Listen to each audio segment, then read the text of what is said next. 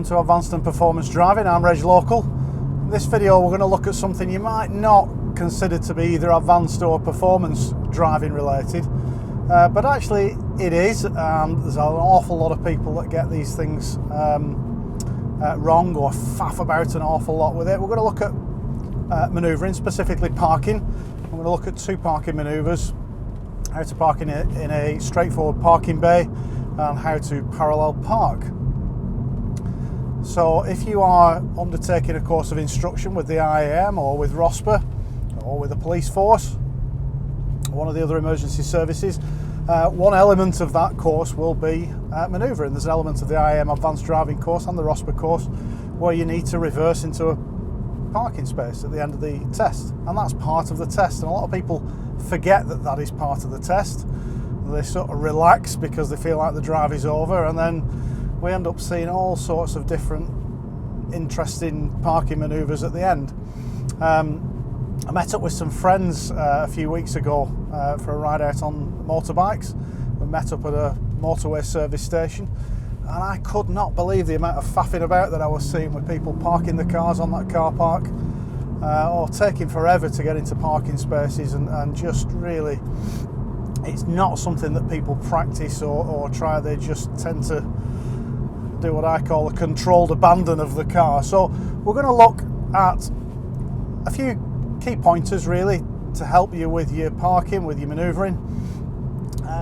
So what are the key points to think about when parking your car? Well, first thing to bear in mind, I don't care how good a driver you are, it is always easier going forwards than it is going backwards. So try and do as much as you can going forwards. If there is some reversing required, make it as easy as you possibly can for yourself. So do as much of that manoeuvre going forwards as you can before you switch into reverse. Try to avoid dry steering. That's when you turn the steering wheel while the car's stationary. Now, anybody who's ever driven a car without power steering will realise that it requires an awful lot of effort to turn the car steering wheel while it's stationary. But the car itself is still putting that much effort in if you've got power steering. So it might feel easy to turn the steering wheel, but you put an awful lot of strain through the steering system if you dry steer in a car with power steering. So try and avoid that dry steering. Try and just make sure you only steer the car while it's moving, even if it's very slow. And then a few of the things that I'll mention while we're doing the parking are slow car and quick hands. So keep the car moving very slowly, but move your hands nice and quick on the steering wheel so that you can put the steering lock on and off nice and quickly. And always have a good awareness of what's going on around you. So for instance, if you have a parking camera fitted in your car, don't just rely on that. The amount of times that I see people just staring at that parking camera and lining the car up, not looking in the mirrors, not looking around themselves. You know, if you're on a car park, there's going to be people knocking about, people with children, with animals, all sorts of things going on. You need to have a good view all around the car at all times when you're manoeuvring. So let's move on to the first parking manoeuvre. That's parking in a parking space on a car park.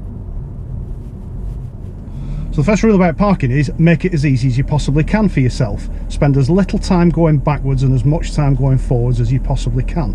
So I've set up a little park in this car park that we've got access to this morning.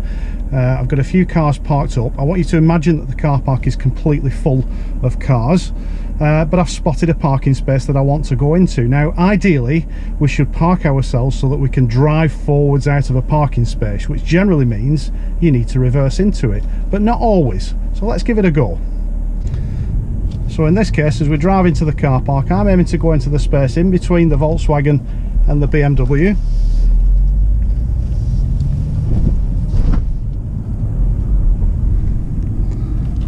Hey, look at the space there. I could reverse into it, but actually there's a little bit of space at the rear, so let's make it as easy as we possibly can for ourselves. What I'm going to do is drive forwards into the space.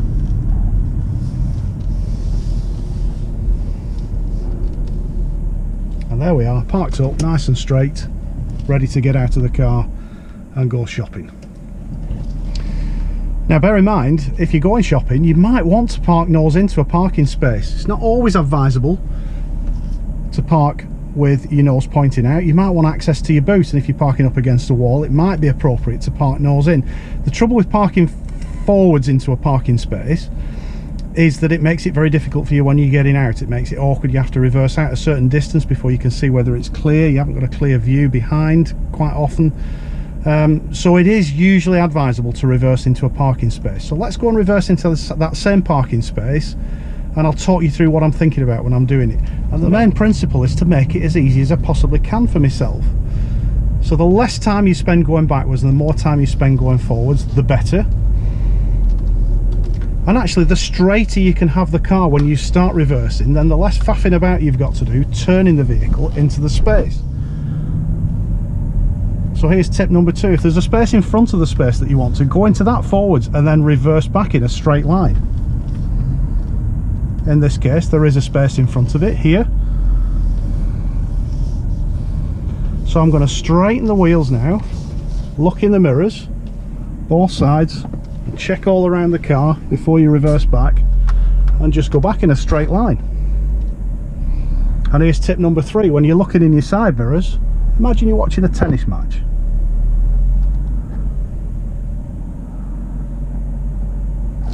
So all the time I'm checking my side mirrors, centre mirror, and looking around the shoulders when we're reversing into that parking space.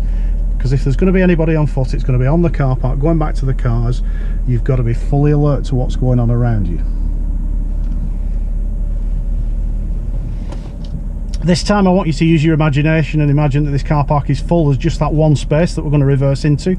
So I haven't got the luxury of being able to drive over those other spaces to give myself the room to get in. So here's the next tip for reverse parking. Slow car, fast hands.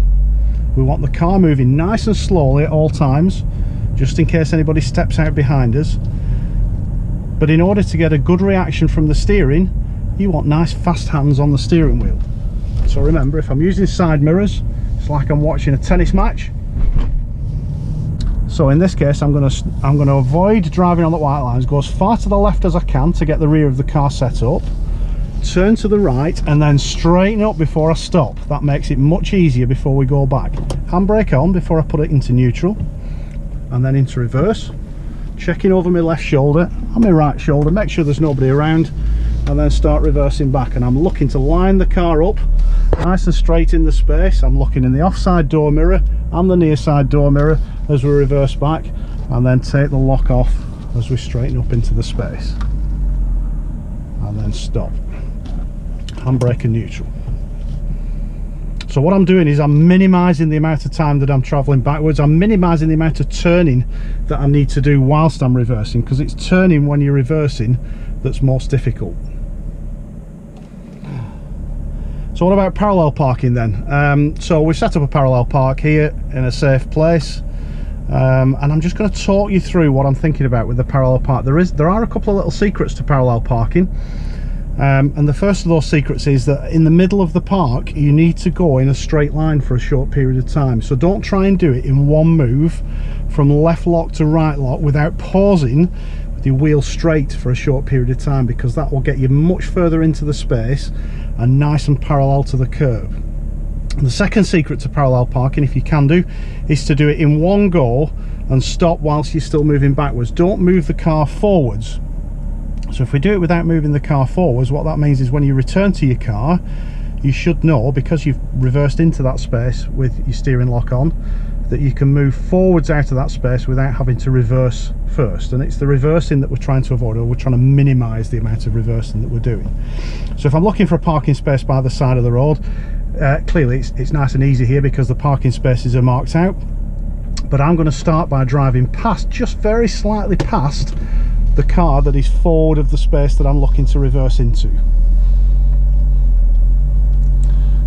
So I'm going to drive just slightly past it. So the nose of my car, the wing mirror of my car if you like, is just past the wing mirror of the car that I'm reversing in behind. Handbrake on, into neutral, and then into reverse, checking all around the car before we reverse into it. And then as I start moving backwards, I'll start off by going in a straight line, and then very shortly, once I see the tail lights of that car through that rear window, I'm going to put my steering lock on. Remember, slow car, quick hands, get the car at the angle, and now I'm looking in the offside door mirror, and once I can see, sort of almost fully see the car behind me in that offside door mirror, I'm going to straighten the wheel and I'm going to go back in a straight line. And this is the secret really to parallel parking. Go back in a straight line for a short period of time on a short distance, and then put your right lock on. And I'm lining myself up in the mirrors, I'm looking over my shoulders, and I'm lining myself up against the car behind. And just before I come to a stop, I'm going to straighten the lock wheels, come to a stop, handbrake on, and we're in the parking space. So let's do that one more time.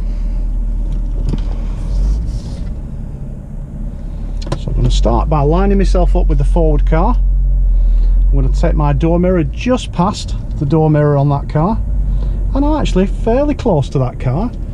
Remember, when I turn left, the front end of my car is going to swing out, so I can start nice and tight into that forward car, into reverse, back in a straight line to start with.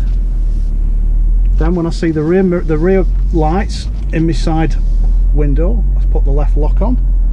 Now I'm looking in my offside door mirror. Once I've got a good view of the car behind, I'm going to go back in a straight line and keep the car straight. Then as I get further into the space, then I'm going to put my right lock on and bring the front of the car in. I'll line myself up nicely with those two cars. And just before I come to a stop, straighten the wheel, stop, handbrake and neutral. Well, I know now, because I haven't gone forward in the space, I know that when I drive forwards out of this space, as long as it's not a different car in front of us and it hasn't moved, I can just put the car into first gear, put full lock onto the right and drive forwards out of that space.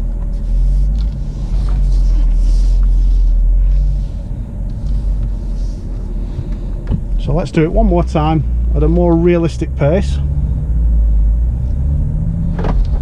Drive so my door mirror is just past the forward car. Start going back in a straight line. Look over my left shoulder. There's the tail lights. Left lock. Straighten up once I can see the car fully in my offside door mirror. Straight line. And then right lock to get into the space. And just before I come to a stop, straighten the wheel. Handbrake, neutral, and we're ready to go. So there you have it, parallel parking. So that's it for parking. Thanks for watching. Hope you enjoyed the video. Hope you get something out of it. If you want to learn more about advanced and performance driving, go and have a look at the website, reglocal.com. Loads more information there. You can follow me on Twitter as well, @reglocal. And don't forget to subscribe to the channel as well. If you subscribe to the channel, there's a little notifications button. It's like a little bell. If you press that, you'll get a notification and email every time I upload a new video. But for now, thanks for watching, and we'll see you next time.